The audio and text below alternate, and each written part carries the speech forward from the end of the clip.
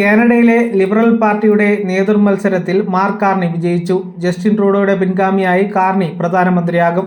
മുൻ ധനമന്ത്രി ക്രിസ്റ്റ്യാന ഫിൻലാൻഡിനെ പരാജയപ്പെടുത്തി 89-കാരനായ കാർണി 86% വോട്ടുകൾ നേടി.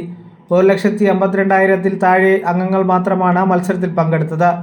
9 വർഷത്തിലേറെ അധികാരത്തിലിരുന്ന ശേഷം ജനുവരിയിൽ താൻ സ്ഥാനമൊഴിയുകയാണെന്ന് ട്രൂഡോ പ്രഖ്യാപിച്ചു. അദ്ദേഹത്തിന്റെ അംഗീകൃത റേറ്റിംഗ് കുത്തനെ ഇടിഞ്ഞു. ഇത് ഭരണകക്ഷിയായ ലിബറൽ പാർട്ടിയെ മാറ്റിസ്ഥാപിക്കാൻ മത്സരം നടത്താൻ തീരുമാനിച്ചു. അതേസമയം കാനഡയുടെ കയറ്റുമതിയെ ആശ്രയിച്ചുള്ള സമ്പദ് വ്യവസ്ഥയെ ബാധിച്ചേക്കാവുന്ന അധിക താരിഫുകൾ ഏർപ്പെടുത്തുമെന്ന് ഭീഷണിപ്പെടുത്തുന്ന US പ്രസിഡന്റ് ഡൊണാൾഡ് ട്രംപുമായുള്ള വ്യാപാര ചർച്ചകൾക്ക് മേൽനോട്ടം വഹിക്കാനും പാർട്ടിയെ പുനരുജ്ജീവിപ്പിക്കാനും തനിക്ക് ഏറ്റവും നല്ല സ്ഥാനമുണ്ടെന്ന് രാഷ്ട്രീയത്തിൽ പുതുമുഖമായ കാർണി വാദിച്ചു.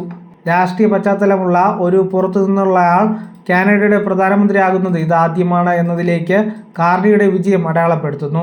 2 G7 സെൻട്രൽ ബാങ്കുകളുടെ ഗവർണറായി സേവനമനുഷ്ഠിച്ച ആദ്യ വ്യക്തി എന്ന നിലയിലുള്ള തന്റെ അനുഭവം ട്രംപിനെ നേരിടാൻ ഏറ്റവും അനുയോജ്യമാണെന്ന് അദ്ദേഹം പറഞ്ഞു.